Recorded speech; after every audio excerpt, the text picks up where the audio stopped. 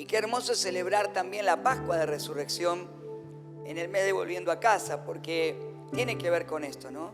Tiene que ver con lo que hoy cantábamos cuando los chicos nos ministraban y decía, vuelvo a mi hogar, vuelvo a la casa de papá, porque ya no soy huérfano, porque no estoy solo, porque tenemos un Padre, y ese Padre es nuestro Padre por el sacrificio del Hijo, por el sacrificio de Jesús, por esta entrega que Eric nos contaba hoy, ¿no? Esta entrega, por este amor hasta el fin. Y yo quiero que juntos en esta mañana reflexionemos acerca de algunos pasajes que como costumbre siempre tenemos en los cultos de celebración, de resurrección, revisar. Y hay un pasaje tan hermoso, ¿no?, que siempre recordamos cuando hablamos de la resurrección, que es el pasaje que nos narran los evangelios acerca de ese día. Y específicamente el Evangelio de Mateo, en el capítulo 28, versículos 1 en adelante, dice: el domingo por la mañana muy temprano, cuando amanecía el nuevo día, María Magdalena y la otra María fueron a visitar la tumba. Y de repente se produjo un gran terremoto, pues un ángel del Señor descendió del cielo, corrió la piedra a un lado y se sentó sobre ella. Su rostro brillaba como un relámpago y su ropa era blanca como la nieve. Los guardias temblaron de miedo cuando lo vieron y cayeron desmayados por completo. Entonces el ángel les habló a las mujeres. No teman, le dijo, sé que buscan a Jesús, el que fue crucificado. No está aquí, ha resucitado tal como dijo que sucedería. Vengan, vean el lugar donde estaba su cuerpo. Y ahora vayan rápidamente y cuéntenles a sus discípulos que ha resucitado y que va delante de ustedes a Galilea. Allí lo verán. Recuerden lo que les he dicho. Las mujeres fueron a toda prisa. Estaban asustadas, pero a la vez llenas de alegría, de gran alegría. Y se apresuraron para dar el mensaje del ángel a los discípulos. Y mientras iban, Jesús les salió al encuentro y les saludó. Y ellas corrieron hasta él, abrazaron sus pies y lo adoraron. Entonces Jesús les dijo: no teman, digan a mis hermanos que vayan a Galilea y allí me verán. Qué tremendo, ¿no? Qué hermoso este relato de Mateo cuando nos cuenta esta escena. Recuerden que Jesús, como hoy compartía Eric, murió en la cruz, fue sepultado y las mujeres allí fueron a la tumba. Los judíos acostumbraban a visitar la tumba, ¿no es cierto? Y a hacer cierto trabajo en los muertos, ¿no?, en el cuerpo, lo revisaban, ponían ciertas especies aromáticas y ellas iban a hacer eso. Pero cuando llegaron a la tumba, fueron a visitar esa tumba. Ustedes piensen por un momento qué hacemos nosotros cuando vamos a visitar una tumba. ¿En qué actitud vamos? Ellas se habían perdido a su maestro, a aquel a que habían seguido, habían aprendido, de aquel en que habían visto milagros, estarían todavía confundidas, viviendo ese primer periodo del luto. Y cuando llegan ven que la piedra, porque ustedes saben que en ese tiempo los cuerpos no se enterraban como nosotros enterramos hoy, sino que se colocaban en cuevas, ¿no? Que estaban preparadas especialmente para eso, y luego se rodaba una piedra sobre la cueva para taparla, ¿no? Y la piedra había sido corrida, ya el cuerpo de Jesús había sido colocado allí dentro en la tumba, pero cuando ellas llegan ven que la piedra está removida, hay un ángel con su rostro resplandeciente. Entonces ellas comienzan a sentir temor, empiezan a sorprenderse, no comprenden, y el ángel les dice que no busquen entre los vivos al que está, entre los muertos al que está vivo, y les confirma que el cuerpo de Jesús no está porque Jesús resucitó, había resucitado. Así que le dice: vayan y cuenten esta noticia a todos los discípulos. Y él se está adelantando, él los va a ir a ver.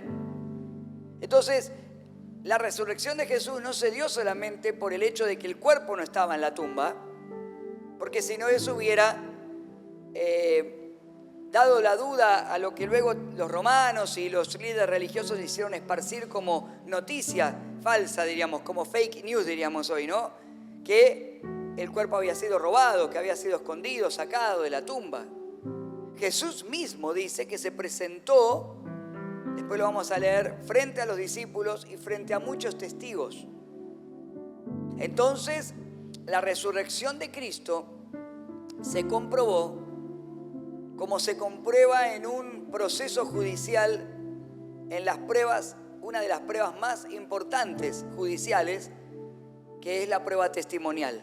¿Ustedes saben eso? En un proceso judicial, una de las pruebas más importantes es la prueba testimonial. Una es la documental, los documentos que prueban los datos históricos. Y la segunda prueba es la testimonial. Se juntan a los testigos y se le pregunta, ¿qué viste? ¿Qué oíste? ¿Estuviste allí?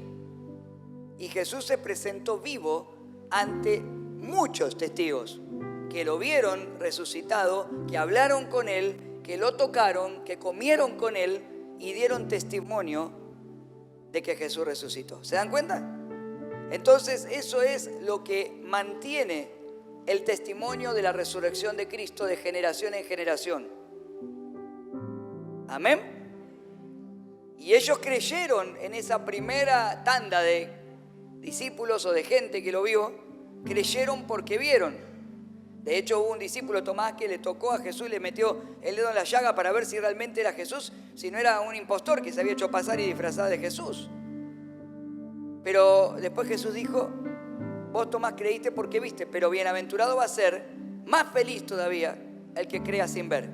Y eso somos nosotros, las generaciones que vinieron después de esos primeros discípulos que decían, no podemos callar lo que hemos visto y oído.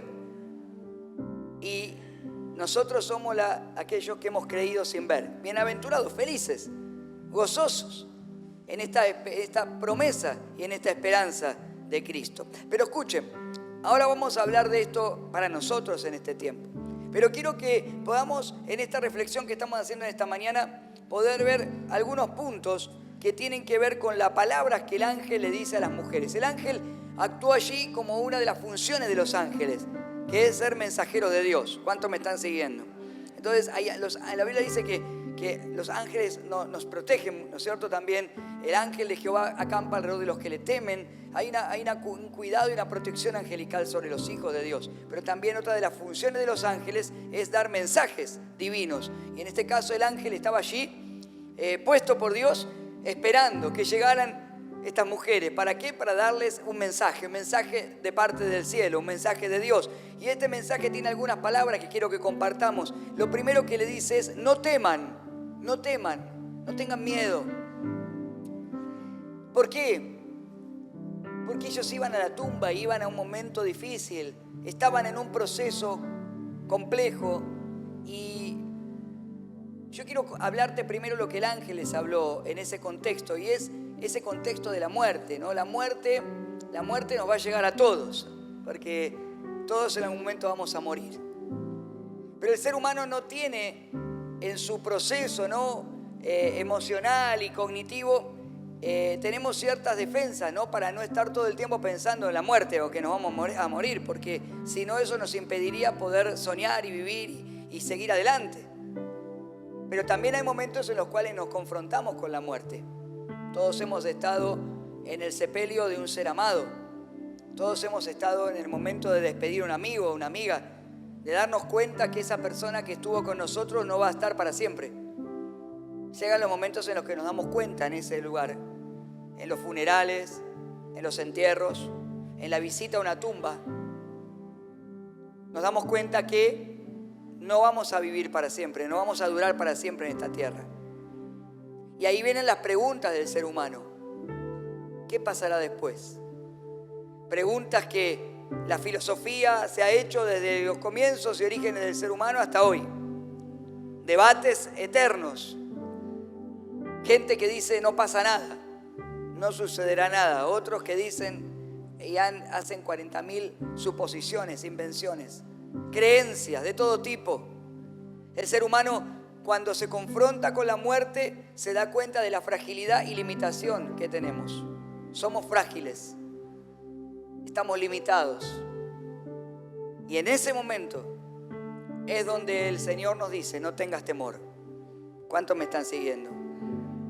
Cuando el ser humano se confronta con la muerte y no tiene las respuestas suficientes, se llena de temor. Se llena de temor. Por más que toda la vida haya declarado o dicho que Dios no existe, que no cree en ningún Dios, o se haya fabricado su propio Dios a su medida, como es la conducta de la idolatría del ser humano, que es fabricar un Dios a la medida de cada uno. Pero en ese momento de la muerte, los ídolos se caen. Las dudas reaparecen.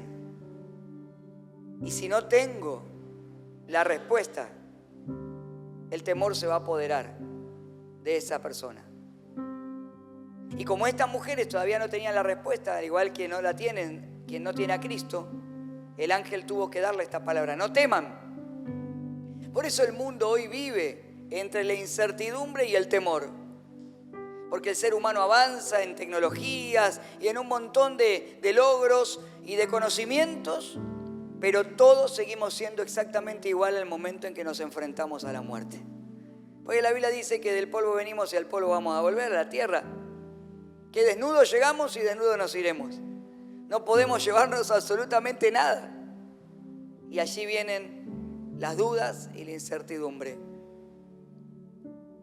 Y ¿saben qué? Para vencer a la muerte se necesita aquel que la venció primero. Y esa es la respuesta. Para traspasar y vencer el poder de la muerte y de las tinieblas es poder tener en nuestra vida al que la venció. Y el único que venció a la muerte es el que resucitó. El primero, Cristo. Por eso dice que Él es el primogénito de la creación, el primogénito entre los muertos, el primero. Él resucitó. Y como Él resucitó, entonces Él hará en nosotros la misma obra. ¿Cuántos me están siguiendo? ¿Amén? Lo segundo que le dice es, así que hermanos, quiero decirte esto: no tengas temor. Si tenés a Cristo, tenés la vida.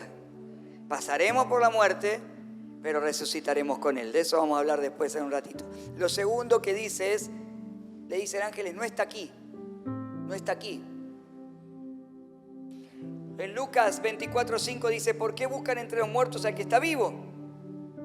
A Jesús no se lo puede buscar entre los muertos. No se lo puede buscar entre los muertos. A Jesús necesitamos recibirlo en nuestro corazón. Tengo que creer en Él y recibirlo en mi vida. ¿Y qué significa buscar entre los muertos? Bueno, lo que estaban haciendo las mujeres era ir al cementerio. En el cementerio están los muertos. Hay tumbas. ¿Qué hay en el cementerio? Hay silencio. Hay recuerdos, ¿o no? Hay pasado. Hay historia. Hay cosas que quedaron mucho atrás en el tiempo. Objetos de las personas, situaciones vividas, anécdotas, familias enteras que pasaron. Todo eso es lo que se remueve cuando uno va a una tumba, a un cementerio. Pero el ángel está diciendo, no está allí Jesús. Él vive. Él vive. Jesús es el hoy de Dios para mí y para vos. A Jesús hay que vivirlo cada día. Y no significa que no mire la historia. De hecho, hoy estamos mirando la historia. Yo tengo que mirar para atrás para recordar quién es Él, qué hizo, su muerte y su resurrección. Miro hacia atrás para recordar. Pero como creo en Él y tengo su Espíritu Santo en mí, hay una verdad, Él vive en mí hoy. Y Jesús me permite vivir el hoy de Dios y proyectarme hacia un futuro en el propósito que Él tiene y la salvación eterna para mí, para vos también. Entonces, no puedo buscar entre los muertos al que vive. Por eso, cuando solamente busco a Jesús como un personaje histórico, o simplemente escucho una historia más, o simplemente cuando miro a Cristo me imagino la imagen de la cruz con ese Jesús crucificado, simplemente estoy quedándome en el momento de la muerte. Pero eso pasó para que venga algo mejor, que Él resucitó y Él vive. Y su presencia habita en nosotros hoy y nos hace proyectar hacia el futuro con toda la bendición que Dios tiene y con toda la posibilidad de Dios para tu vida y para mi vida. La posibilidad del plan de Dios para vos y para mí. Y lo tercero que le dice el ángel es: vengan y vean, la tumba está vacía.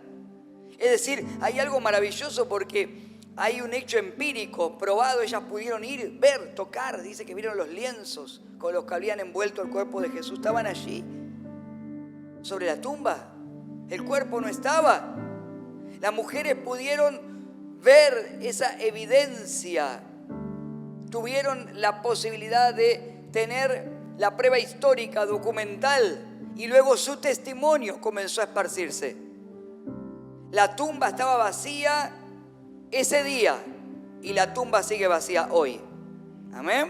Porque la resurrección es un hecho histórico probado con el testimonio de los que vieron, escucharon, los que estuvieron en la tumba y los que vieron y escucharon a Jesús. Pero no alcanza solamente con eso. Nadie puede contártelo y ya está. Vos y yo también tenemos que pasar y ver. Amén. Y no hace falta ir hasta el lugar donde se supone que está la tumba de Jesús allí en el oriente, sino que el pasen y vean es la invitación del Señor a que realmente creamos y experimentemos la maravillosa vida que nos da Cristo. Pasen y vean. Hoy yo puedo compartirte esta palabra porque pasé y vi. Alguien me habló de Cristo un día y dije: ¿será así? Y las palabras de Jesús tocaron mi corazón y yo abrí mi corazón, confesé que era un pecador, que soy un pecador, y confesé con mis labios que Él es el Señor. Y automáticamente la Biblia dice que paso de muerte espiritual a vida espiritual. Y entonces recibir a Cristo, que es recibir la vida, cambia por completo mi interior, cambia mi forma de pensar, de actuar, de ver el mundo. Tengo fe y esperanza. Pasé y vi. Y hoy la invitación está para vos y para mí. Pasen y vean. Cada día tenemos que experimentar, tenemos que tener esa experiencia personal con Jesús, un encuentro con Él. Ese es el cristianismo. No es una religión más de todas las miles que hay en la tierra. Jesús no vino a fundar una religión más. ¡Qué tremenda pérdida de recursos celestiales y eternos hubiera sido que el Hijo de Dios, siendo Dios se hubiera hecho hombre para fundar una nueva religión! Si ya cuando Cristo vino había miles de religiones y seguirán habiendo miles más. Caminos que el hombre se crea para intentar llegar a Dios, o como te dije hoy, intentar que un Dios se acomode a sus necesidades personales o culturales. Jesús es el Hijo del Dios viviente. Jesús es el Dios creador hecho hombre, el Dios eterno que vino a salvarnos y que nos da la posibilidad de tener una experiencia personal. Ese es el cristianismo, ser seguidores de Jesús, caminar con Él, disfrutar con Él, hablar con Él, comer con Él, porque el Espíritu Santo que vive en nosotros nos permite tener esa experiencia espiritual. Nadie puede hacerlo por vos, te lo podemos contar, cada uno podrá contar su experiencia, pero quiero decirle que si pusiera el micrófono aquí diría: pasen 10 de hermanos o familia y cuenten su experiencia. Si bien todos creemos en el mismo Dios, tenemos el mismo Espíritu Santo, cada uno tiene una experiencia única y personal con Jesús, porque Él nos hizo únicos e irrepetibles y Él sabe lo que necesitas, cómo dártelo, cuándo dártelo, qué está en tu corazón, qué tiene que perdonar, qué tiene que sanar, qué tiene que hacer nuevo. Vengan y vean. Amén. Y por último dice: vayan y cuenten, vayan y cuenten.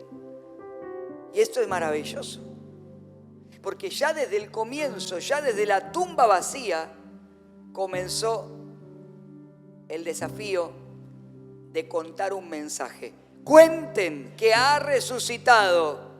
¿Qué tenían que contar las mujeres? Que ha resucitado. Hay un mensaje, hay una noticia que se tiene que comunicar. Y saben, un mensaje, una noticia se tiene que dar. si no cumple su propósito. ¿Es así o no? El mensaje es una idea, un pensamiento, una información que se envía de una persona a otra persona y que usa algún medio. Puede ser la palabra oral, la palabra hablada, puede ser un medio escrito, pero tiene que llegar. Por eso es un mensaje, por eso es una noticia. Y la Biblia dice que el mensaje de la cruz es una buena noticia. Nosotros tenemos una buena noticia. Comenzó allí el primer día que las mujeres entraron a la tumba vacía, ya el ángel dijo, vayan y cuenten, vayan. Por eso la iglesia tiene que contar. Por eso tenemos que hablar de Jesús. No nos podemos quedar callados. Cuando el cristiano se queda callado, algo no funciona, algo queda trunco, algo nos produce insatisfacción, frustración, porque la obra de Cristo no se completa solamente internamente en nosotros, sino que se completa cuando todo lo que el Señor hace en mí, fluye en mí para que otros puedan creer a través del mensaje que le voy a dar. Contándole mi testimonio, contándole que Jesús resucitó, que Él vive, lo que hizo en mí lo puede hacer en vos también. Ese es el mensaje que tenemos que dar. Por eso, si el cristiano se frustra, o el cristiano, deja de hablar, se frustra. Y a veces en la iglesia hay muchos cristianos frustrados, porque han dejado de hablar la palabra, han dejado de comunicar el mensaje. Se frustra el plan de Dios en tu vida y en mi vida. Para que se cumpla el plan tenemos que dar el mensaje, como sea. Ahora, uno lo tendrán que dar como me dio la asignación divina a mí el Señor de pararme y predicar porque me dio el don de predicar. Perfecto. Otro tal vez dice, yo no puedo, pastor, predicar frente a las multitudes porque a mí me da vergüenza, temor, timidez, no me sale, pero sí puedo escribir un mensaje y puedo darle un testimonio o mandar un WhatsApp o hablar con mi compañero de trabajo. No importa el público al que te toque, siempre habrá alguien a quien tengas que darle la buena noticia. Imaginemos por un momento que trabajaras en una empresa, es más, la empresa más importante de un país. Imagínate. Y cuando viene el presidente, el director general de esa empresa, te dice, mira, tengo un mensaje, vas a recibir un mail y ese mail que recibas lo tenés que leer, lo tenés que entender y lo tenés que mandar a todos los clientes de la empresa, porque si no lo mandás, la empresa se va a caer y el problema que va a suceder va a ser grande en la sociedad. Y vos recibís ese mensaje, lo lees otra vez, lo copiás, lo pegás en tu escritorio de computadora o en tu pantalla del celular, lo compartís o lo comentás con los compañeros de la oficina que también lo vieron, pero luego lo dejás en la bandeja de entrada. Jamás presionaste el botón enviar. ¿Qué dirá el presidente de la compañía cuando venga a verte y te diga, ¿qué hiciste con la tarea que te encomendé? ¿Cuáles serán las consecuencias de no haber enviado el mensaje y siempre haberlo dejado en la bandeja de entrada? A veces nosotros hacemos lo mismo. Hemos recibido la palabra de la salvación. Hace tiempo que venimos a la iglesia, mucho o poco, no importa. Ya escuchamos la palabra, la escuchamos y la revisamos una y otra vez cada domingo, cada sábado, cada vez que nos reunimos. Volvemos a releer ese mail que el gerente general de la creación nos mandó. Lo conocemos de punta a punta, de un lado para el otro, lo revisamos, lo comparamos con otro, pero en muchos todavía ese mensaje está en la bandeja de entrada. Jamás apretaste enviar para enviárselo a algún contacto. A esa familia que necesita, a ese compañero de trabajo, de escuela, a esa persona que Dios te cruza en esa parada de colectivo y te das cuenta que está totalmente derrotada y necesitada de Dios. ¿Cuánto necesitamos presionar una y otra vez el botón de enviar? ¿Cuánto me están siguiendo? El mensaje de Cristo no puede quedar en nuestra bandeja de entrada. Tiene que salir, tiene que ser enviado a todo aquel que lo necesita. Vayan y cuenten. Miremos por un momento lo que pasaba en la iglesia primitiva. Miren en los primeros tiempos, esos primeros cristianos, lo que hacían. Porque cuando miramos a la iglesia primitiva nos puede dar principios para hoy nosotros también. Ver esa iglesia que tenía un montón de problemas. No es que la iglesia primitiva era una iglesia perfecta. Estaban con un montón de dificultades. A veces internas, ataques externos, situaciones que tenían que resolver. Pero sí tenían algo, una pasión por Cristo tremenda. Y dice en Hechos capítulo 13, versículos 32 al 39, y ahora nosotros estamos aquí para traerles la buena noticia. La promesa fue dirigida a nuestros antepasados y ahora Dios nos la cumplió a nosotros, los descendientes, al resucitar a Jesús. Esto es lo que el segundo salmo dice sobre Jesús. Tú eres mi hijo, hoy he llegado a ser tu padre.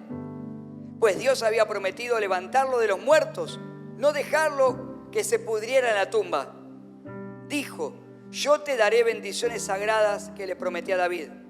Otro salmo lo explica con más detalle. No permitirás que tu santo se pudra en la tumba. Este salmo no hace referencia a David, pues después de haber muerto, hecho la voluntad de Dios, después de haber hecho la voluntad de Dios en su propia generación, David murió. Fue enterrado con sus antepasados y su cuerpo se descompuso. No, el salmo se refería a otra persona, a alguien a quien Dios resucitó y cuyo cuerpo no se descompuso. Hermanos, escuchen, estamos aquí para proclamar que por medio de este hombre Jesús, ustedes tienen el perdón de sus pecados. Todo el que cree en él es declarado justo ante Dios, algo que la ley de Moisés nunca pudo hacer. Qué tremendo, ¿no? Cómo ese mensaje de los primeros cristianos, esos discursos, esas predicaciones, hablaban y decían acerca de la verdad de Cristo. Cómo ellos eran capaces de proclamar y asociar los salmos del Antiguo Testamento y entender las profecías que allí estaban escritas y que no eran para David, ni para Moisés, ni para los seres humanos mortales como los grandes hombres de Dios que hubo en la antigüedad, sino que esas profecías estaban destinadas a cumplirse en Cristo Jesús. Aquel que no se pudrió, no se descompuso en la tumba porque resucitó. Y luego ellos decían, estamos aquí para proclamar que por medio de este hombre Jesús ustedes tienen el perdón de los pecados. El que cree en él es declarado justo ante Dios. La iglesia comparte entonces esta buena noticia. Y para poder cerrar esta reflexión, volvemos entonces a la experiencia. Qué tremendo es cuando yo puedo compartir una noticia, un mensaje desde la experiencia y no desde la teoría. Porque un mensaje dado desde la teoría puede tener toda la retórica, puede tener toda la palabrería, pero no va a tener lo que tiene que tener un mensaje real y profundo, que es la pasión, la verdad de aquel que lo comunica. Y decíamos que Jesús nos invita a vivir una experiencia personal. Cuando yo comparto el Evangelio, lo tengo que compartir desde la experiencia que estoy viviendo, porque si no, no voy a tener convicción. No voy a tener convicción. Mis palabras van a ser huecas. Una iglesia que predica desde el testimonio es una iglesia que tiene poder para traer y salvar a los que están necesitados. Una iglesia que solo predica desde la retórica, desde el discurso, simplemente dirá preciosas palabras, pero no tocará los corazones. Los corazones son tocados cuando alguien comparte un mensaje desde la experiencia. Por eso los primeros cristianos escribieron estas palabras. Allí Lucas escribe también este libro de los Hechos, transcribiendo en texto parte de todo lo que ellos hablaban a miles de personas. Y hoy lo seguimos leyendo y nos toca en el corazón, porque son palabras inspiradas por Jesús. Las palabras de Jesús son espíritu y son vida. No son palabras huecas. Yo te invito a que puedas vivir esa experiencia con Jesús. Esa es la resurrección de Cristo. Eso es. No es como hoy decía Eric, solamente Obviamente no es lo cultural como nos compartía, no es lo que el mundo, la cultura, ¿no?, de cada sociedad o de cada zona. No es el huevito de Pascua, no es el conejo, no es la rosca de Pascua. Tampoco es copiar y pegar un WhatsApp o un estado, aunque lo hagamos si es bueno, con la piedra corrida en la tumba o con una cruz y que Él resucitó. Es mucho más que eso. Es una experiencia personal. Es vivir a Cristo. Es pensar en Cristo, es hablar con Él, es estar con Él, es vivir cada día en su presencia. Es poder cada mañana levantarme y darle gracias a Dios porque un nuevo día ha comenzado. Es poder tomar un mate en casa y poner una alabanza y experimentar literalmente que el Espíritu Santo está allí en nosotros y con nosotros y poder hablar con Jesús. Es poder reunirnos en una reunión como hoy y cantar de verdad porque lo alabamos. No es vivir una experiencia desde la conciencia nada más y decir voy a la iglesia porque sé que si no me va a ir mal o porque sé que si no estoy en falta con Dios. Es mucho más que eso. Es vivir la experiencia de decir qué bueno que esta mañana pude venir aquí y juntarme con los hermanos y cantar juntos al Señor y vivir el tiempo de la palabra porque Él vive. Porque disfrutamos cuando estamos solos con Él y cuando estamos juntos. Es poder, como hicimos ayer, salir al barrio y contarle a la gente que Cristo vive. Es poder hablarle y aún amarlos, como hoy decía la palabra, hasta el final, aunque algunos den vuelta a la cara y otros se quebranten y crean. Aún los amamos y seguimos hablándole a todos de Cristo porque ese es el amor de Jesús. No puedo dar un mensaje sin convicción porque entonces será un mensaje que no provocará el efecto que tiene. Imagínate a alguien que vende, un vendedor sin convicción y otro con convicción. ¿Cuál es el vendedor que vende? El que tiene convicción. El que duda de lo que está vendiendo, es difícil que se lo venda. ¿Cuántas veces fuimos a comprar algo y cuando vos le preguntás a la persona le decís, ¿está bueno este aparatito? Y el que te vende dice, mira, lo llevan mucho. Lo llevan bastante, vos ya dudás o no. Ya decís, yo te pregunté otra cosa. No me contestes como el político que te pregunta una cosa y te contesta con otra. ¿No es cierto? Sí, me va a durar bastante. Entraron esta semana, están a buen precio. No está convencido, ¿no? Y a veces si compramos y después decimos, no estaba convencido ni tampoco yo de comprarlo. Ahora, cuando alguien dice, no, mira, llévalo porque este es buenísimo, es un muy buen producto, te va a durar, viene con tal característica, trae garantía, cualquier cosa lo podés traer, lo revisamos, si tenés 48 horas para probarlo y lo podés cambiar, ese vendedor está convencido y vos si tenés el dinero, sí, yo lo compro este producto. Nosotros tenemos la mejor noticia que podemos compartir al mundo, que Cristo vive, que Él es real, que hay una experiencia para vivir, pero el tema es, ¿estás convencido? ¿Estás convencida de esto? Porque si dudo, voy a hacer dudar al que le estoy compartiendo. O directamente mi propia duda me va a hacer decir, por la duda no voy a hablar de algo que no sé o que no creo de verdad. Esa es la diferencia entre experiencia y religión. Porque la religión llena de dudas a la persona. Y solamente lo que se hace es tapar con mandatos y con órdenes las dudas de las personas para que la gente no piense. Pero el cristianismo no me anula la capacidad de pensar, me da la posibilidad de pensar y de que toda duda e inquietud sea llena, resuelta por mi comunión personal con el Señor, por la revelación de las Escrituras a través del Espíritu Santo. Entonces voy a estar convencido, ¿o no? Mira, si vas a un médico o a un odontólogo y una vez que te puso la anestesia, vos ves que le tiembla la mano y dice, la verdad que no sé si te saco esta muela o la otra. No sé si me va a salir muy bien este trabajo. ¿Sabés cómo salís corriendo? ¿O no? Pero de repente, cuando vos vas a alguien y dice, quédate tranquilo, está convencido de lo que está haciendo. ¿Sabés cuántos años hace que vengo realizando esta tarea? ¿Sabés que yo sé que esto que tengo para hacerte es lo mejor y después de este tratamiento vas a quedar mucho mejor? ¿Tu calidad de vida va a mejorar o no? Y nosotros cuando hablamos del Señor también tenemos que decirle a las personas que si vienen a Cristo va a tener el mejor tratamiento para el alma, para el corazón, para su vida, porque no hay mejor tratamiento que restaure y que sane que el del Maestro de los Maestros. Amén.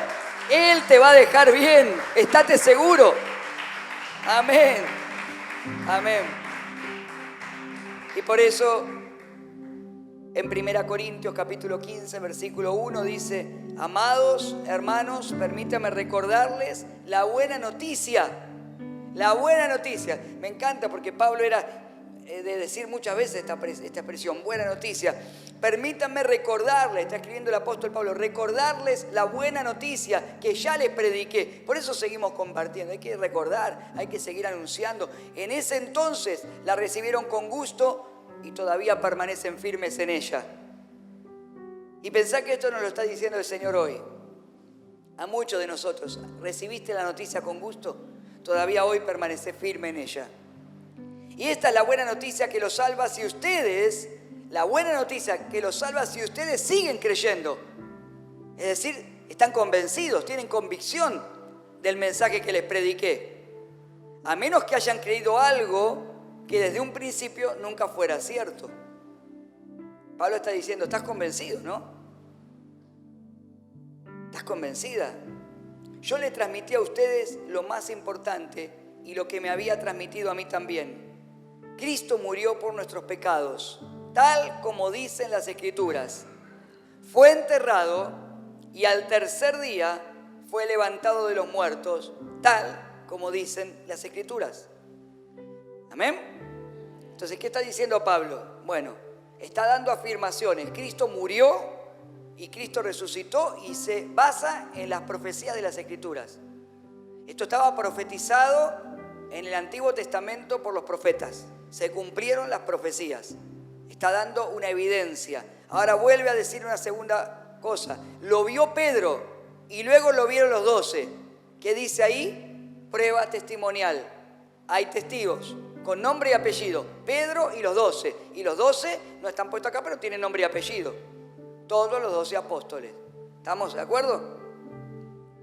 Más tarde, otra evidencia, lo vieron más de 500 de sus seguidores. Es decir, 500 personas más que lo vieron resucitado. Que lo vieron, que hablaron con él, que caminaron con él. A la vez, mayoría de los cuales todavía viven y algunos ya han muerto. Esto está hablando del momento en que Pablo lo escribió. Si vivieran todavía estaríamos, tendrían miles de años. Pablo está escribiendo en ese momento, todavía de ellos estaban vivos. ¿Pero por qué lo menciona esta escritura? Porque hablaron con Pablo, lo vieron, él conoce, habrá hablado con alguno de ellos todavía. Es decir, ahí hay contacto con otros. Y ahora da otra evidencia más. Luego lo vio Santiago. Y después lo vieron todos los apóstoles. Otros testimonios más. Sigue agregando prueba testimonial. Y por último, dice, y agrega algo más. Como si hubiera nacido en un tiempo que no me correspondía, también lo vi yo. También lo vi yo. Pues soy el más insignificante de todos los apóstoles. De hecho, ni siquiera soy digno de ser llamado apóstol, después de haber perseguido a la iglesia de Dios como lo hice. Porque Pablo da la última de las evidencias, su propio testimonio. Porque Pablo era, y ese también es un testimonio tremendo. Porque si vos dijera, bueno, pero lo vio Pablo que era un discípulo más, hubiéramos dicho, bueno, pero a ver, pude haber creído porque otro le contó y ya empezamos con las dudas humanas. Pero Cristo se le presentó a Pablo siendo Saulo de Tarso, el perseguidor de la iglesia más famoso de ese tiempo. El que buscaba a cristianos para enviarlos a la cárcel y asentían que los maten, como en el caso de Esteban. Por eso él dice, yo ni me merecía esto. Y yendo camino a la ciudad de Damasco, con un montón de órdenes, dice en el libro de los Hechos, y luego Pablo lo narra en sus testimonios, dice que él iba con cartas de los gobernantes, permisos para andar por las ciudades, para apresar a cristianos, para torturarlos. ¿Sabes qué? Jesús mismo se le aparece en el camino. Nadie le había predicado, nadie le había hablado de Cristo. Era perseguidor de los cristianos y Jesús mismo se le aparece en el camino y cuando él cae de rodillas le dice, Saulo, Saulo, ¿por qué me persigues? ¿Quién eres, Señor? Yo soy Jesús, al que tú persigues. Y ahí Él da un vuelco por completo en su vida. Pasa de ser perseguidor a perseguido porque tuvo que dar su vida por Cristo. Pasa de ser alguien que se oponía al mensaje de la cruz a ser el heraldo de la cruz, no solamente a los judíos, sino también a todos los gentiles, a todas las naciones. Pablo fue el apóstol de los gentiles, el que le abrió la puerta a que el evangelio llegase a todas las naciones, a todos los pueblos, aparte de los judíos, y por eso vos y yo hoy estamos aquí. Testimonio, Cristo vive, amén. Sin embargo, dice el versículo 10, no tengo los anteojos. Sin embargo, lo que ahora soy, todo se debe a que Dios derramó su favor especial sobre mí, y no sin resultados, pues he trabajado mucho, más que cualquiera de los otros apóstoles, pero no fui yo, sino Dios quien obraba a través de mí por su gracia. Así que no importa si predico yo o predican ellos. Y esto es maravilloso, porque todos predicamos el mismo mensaje que ustedes ya han creído. Todos tenemos que predicar el mismo mensaje. El que ya creímos, para poder reafirmarnos en la fe una y otra vez, no olvidarnos de quiénes somos, ni lo que Cristo hizo por nosotros. Y también tenemos que predicarlo para aquellos que no lo conocen, que puedan llegar a esta salvación que Cristo nos regala. Obra de Dios por la gracia que opera en cada uno de nosotros. Cristo es nuestra Pascua entonces. El Cordero sacrificado por los pecados de toda la humanidad. Es el mensaje que hemos creído. Estamos seguros y convencidos. Tenemos fe porque Cristo vive en nosotros. Amén. Tenemos la maravillosa experiencia de la gracia y de la salvación. Porque hay un poder que obra en vos y en mí. Es el mismo poder que operó en Cristo para resucitarlo de entre los muertos.